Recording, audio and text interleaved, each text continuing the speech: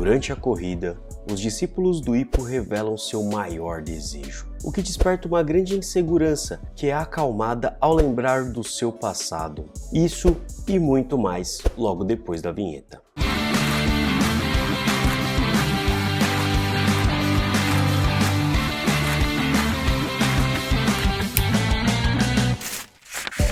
Fala galera, vocês estão bonzinhos? Vinícius Silva aqui de volta com mais um vídeo de review de Hajime no Ippo pra vocês. Voltando naquela linha que eu tô tentando colocar os vídeos em dia, tá pessoal? Então hoje vai sair esse vídeo do review da semana passada e o dessa semana vai sair até sexta-feira. Então se você não quiser perder o review do capítulo 1417, já se inscreve e ativa o sininho para não perder a notificação de quando o capítulo sair. Combinado? Então, bora pro vídeo. O capítulo 1416, o cenário em constante mudança, começa com a gente acompanhando a corrida que o Ippo fez com o Taihei e o Kintaro para fugir daquele climão que estava na academia no final do capítulo 1415. E nós continuamos aquela deixa. O que será que o Aoki Kintaro tem a dizer para o Ippo? E sim, pessoal, quando o Taihei e o Kintaro estiverem juntos, eu vou chamá-los de Aoki Kintaro, beleza? Pois nós vemos que os dois ali estão um pouco inseguros, talvez até um pouquinho nervosos para falar o que eles estão pensando ali para o seu mestre. Então eles partem ali numa disparada, ultrapassam o Ippo e começam a fazer ali um shadow boxing e tal, que chama a atenção do seu mestre. Então ele para ali e fica somente esperando, né, o que eles têm a dizer para ele. Logo, o Taihei já começa dizendo que antes, né, eles mal conseguiam aguentar o treino, né, de boxe, mais o roadwork. Mas agora, eles além de fazerem tudo isso, eles conseguem inclusive fazer o shadowboxing durante as corridas. E o Kintaro complementa ao dizer que nem os treinos de luva e os sparrings já não são mais nenhum problema para eles. Nisso, o Ippo fica muito feliz e até diz, e o vigor de vocês aumentou bastante também. E os dois ali meio que em conjunto até dizem que a confiança deles também cresceu e muito.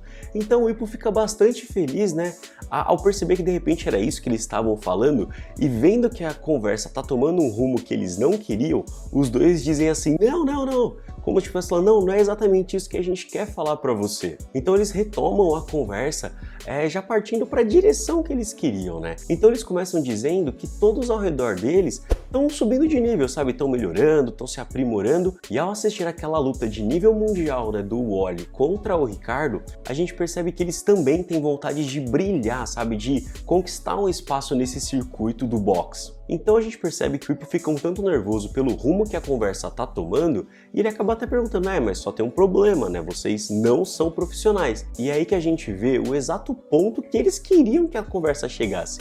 Pois eles até falam, exato, é isso, nós queremos nos tornar boxeadores profissionais. Uma vez é claro que o exame dos profissionais está chegando ali bem perto, mas o que surpreende a gente é a atitude que o Ippo toma nessa situação, pois ele meio que começa ali a cruzar os braços, fica meio retraído, e ele parece com uma cara muito, não sei se é tristeza, preocupado, sabe, como se ele não estivesse bem com toda aquela situação. Ele até chega a esconder o seu rosto para não demonstrar, sabe, de repente a aflição, mas a gente percebe que na verdade o que assombra o Ippo é o que os outros caras ali da academia vão falar a respeito dele, né? Quando a gente fala ali do Takamura, o Aoki, o Kimura e tal, o chamando de senhor super protetor, sabe? O cara que não quer deixar os filhinhos brincarem com gente grande, que sempre quer ser o treinador ali dos pequenos. E quando esses pensamentos saem, né, ele tenta meio que tirar isso da cabeça, ele acaba se dando conta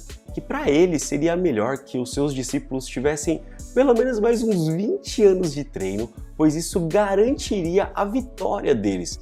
Mas aí a gente vê que o que realmente falta para o Ippo é um pouco mais de confiança no seu próprio treinamento. E isso é até compreensível, uma vez que o Ippo nunca teve discípulos, ele nunca treinou ninguém, né? Ele nunca teve um lutador que foi desde a base até se tornar um profissional e ganhar suas primeiras lutas.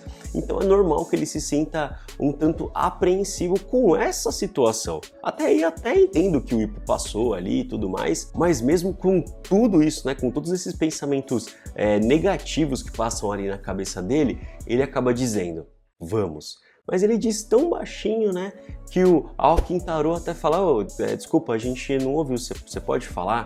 Aí ele, não, tudo bem, vamos nessa. E aí eles veem assim que o Ippo fala um pouquinho ainda, sabe, um pouco apreensivo, e eles falam, vai mestre, só mais uma vez, repete aí de novo, por favor. Então ele pega e fala com mais animação, vamos lá, pro exame dos profissionais. Então os dois já ficam na maior animação, pulam, dizendo sim, vamos lá, tal, e saem correndo sem dar ouvidos a mais nada do que o Ippo tem a dizer. E o Ippo ali, ao ver a animação dos seus discípulos, ele até se pergunta, pô, mas como é que eles podem estar tão animados, né, cara? Eu tô extremamente nervoso e tal. Então o Ippo acaba tendo um momento nostalgia ao se lembrar de como ele era antes de se tornar um profissional. Então ele começa a se lembrar, né, das primeiras corridas que ele teve lá com o Kamugawa, né, naquele mesmo percurso que ele tá fazendo hoje com eles. Aí antes disso ele se lembra do primeiro sparring que ele teve lá contra o Miyata, quando o Takamura ainda, né, o orientava ali. E antes disso ele se lembra de quando ele disse ao Takamura que queria se tornar um profissional e como o Takamura o assustou naquele momento, né? Lembra que o Takamura fala que não é brincadeira, é uma coisa séria. E se lembrando de tudo isso, o Ippo percebe o quão irresponsável ele foi, tá ligado? Ao entrar nesse mundo do boxe, assim, com tão pouca experiência. Ou seja, ele tava muito mais despreparado do que os seus lutadores estão hoje em dia. E ele acaba até percebendo, né, como as coisas elas estão mudando, assim, muito rápido, né? Num ritmo que ele mal consegue acompanhar, como se tudo estivesse passando ali pelos seus olhos. E ele não tá conseguindo realmente acompanhar, né, essas mudanças e tal. E mais uma vez ele percebe como os seus discípulos eles realmente têm a marca do seu treinador, né? Porque ele até fala que agora eles são exatamente como ele era, né? Eles estão apostando tudo que eles têm só para avançar um passo de cada vez. Os três, então, quando eles começam a se aproximar da academia, né, o Ippo acaba fazendo uma analogia de como a porta da academia é como se fosse um portal para uma outra dimensão. Porque quando você entra nesse local, você acaba perdendo meio que a consciência de si mesmo, é como se você não soubesse mais nada e só seguisse o seu coração, sabe? Só seguisse aquilo que te faz ir pra frente. E é com esse sentimento, né, que o Ippo tem, ele, ao abrir ali a porta da academia, ele percebe que ele realmente está numa outra dimensão, quando ele se depara com essa imagem, que por si só já fala muito. E uma das coisas que é mais engraçadas ao perceber nessa imagem é que nós vemos tanto o Aoki quanto o Kimura, né? Eles têm até um certo deleite ao ver que, mesmo que eles não tenham conseguido acertar um soquinho sequer no Takamura, eles conseguem apreciar enquanto o treinador Kamugawa, né, começa a castigar ali o Takamura por ter essas atitudes extremamente idiotas dele. Então nós somos transportados lá para a academia Naniwa, onde nós vemos a Mari entrevistando o Sendo, né, bem no exato momento onde ela fala sobre a derrota do Wally para o Ricardo por nocaute.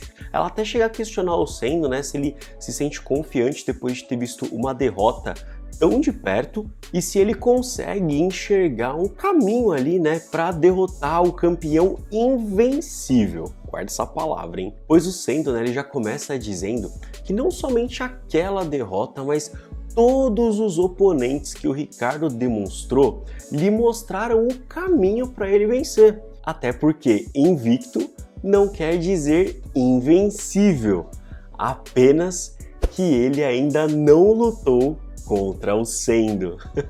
E essa, galera, é uma atitude que eu costumo chamar que é o Sendo sendo o Sendo. Por quê?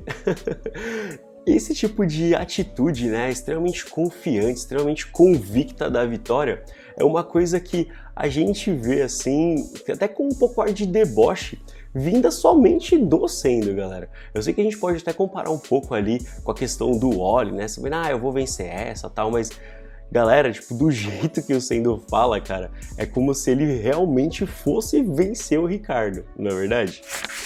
Agora então a gente é levado lá para a Academia Torro, onde nós vemos o Fujisan, né, que também é um repórter da mesma revista que a Mari, tentando entrevistar o Mashiba. Porque até então a gente só vê um pequeno recorte ali da entrevista que o Fuji fez, pois ele começa a falar, né, até então parece que só tem uma disputa não oficial ali com o campeão, tal, né? O que você acha sobre isso?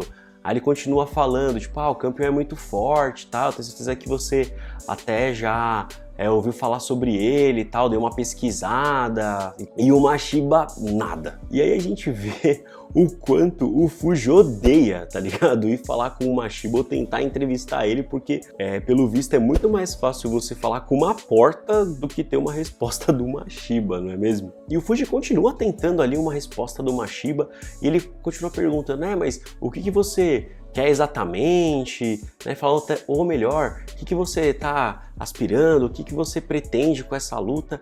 E antes mesmo que ele possa encerrar mais uma tentativa de pergunta, o Mashiba já pega e responde, eu só vou no básico, ou seja, cala a boca e me assista.